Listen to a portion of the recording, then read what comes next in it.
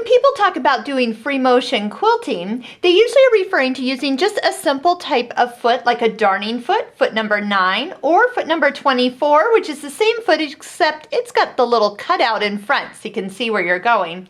Your machine really doesn't matter what it's set at. If you're on a straight stitch, it does not matter what the stitch length is because we've lowered the feed dogs down. So they are completely lowered, and it does not matter what stitch length this is showing because you're going to be in control.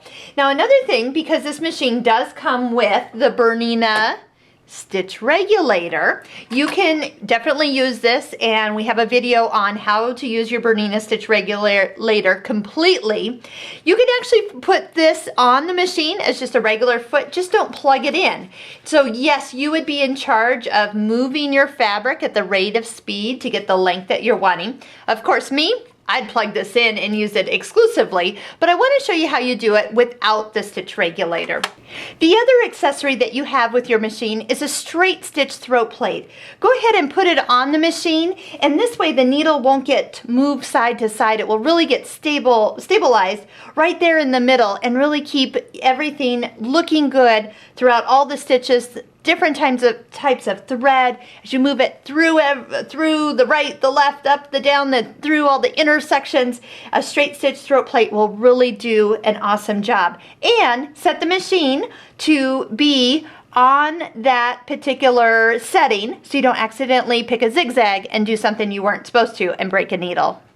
So with our presser foot of choice, my favorite is actually the 24, which is the open toe free motion quilting foot, or open toe kind of darning foot. I'm going to go ahead and lower those feed dogs down completely. And just with our fabric and batting prepared, or a quilt, we'll start by going ahead and lowering down the presser foot and taking a stitch. So you can do that with your foot control, or even just take and touch the needle down and the needle up button, and then bring up your bobbin thread.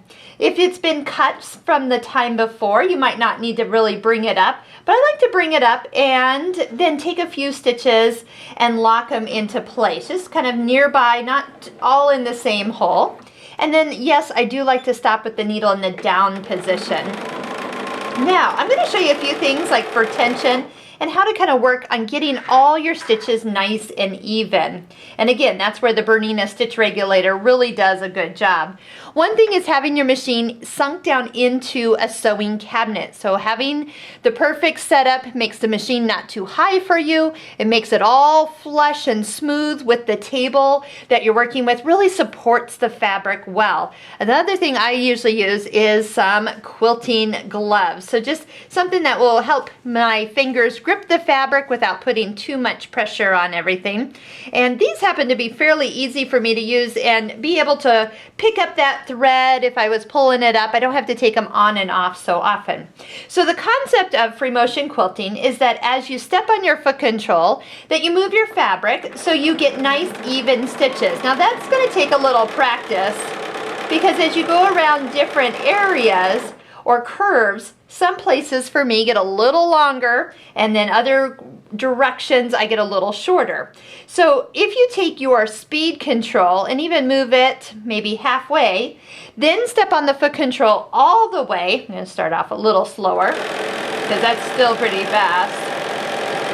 I can kind of get what I would call a cruise control, meaning I can start to match my hands to the speed of the needle going up and down. That's almost too slow for me, so I'm going to find that a little bit easier, somewhere halfway medium. Now, if I tend to move my hands too quickly, I will get gigantic stitches, and if I go too slow, we're going to get teeny tiny ones, and that defeats the purpose and doesn't look good, hard to take out. So here's what we're wanting to do, is just go ahead and get a nice run of stitches.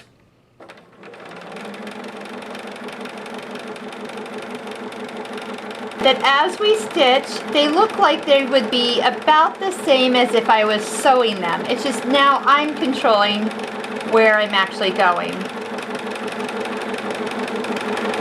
This definitely is something to take your time, take some classes, hop over to Craftsy and take some classes online. There's some great instructors there.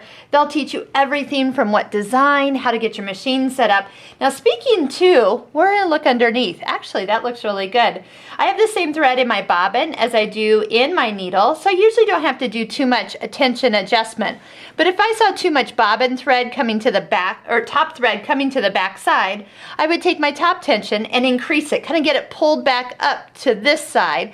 And you really just want it to hide in the batting. That layer in the middle is where we want the two links of thread to come together. Now if you see bobbin thread on top, then that way you can take your top thread tension and reduce it down. And when we talk reducing it down, like right now it's like 5.25, go down to like 4. Change it a whole number before you start to get a little bit of difference in how it's actually going to look.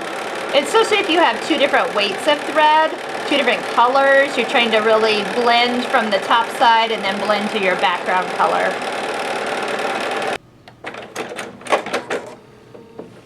When you're done, you can just cut your thread like normal and take a look at what you're working on. It is just something, once you get some fun patterns, it's easy to work, but just take the time. You have to practice while you're working with this.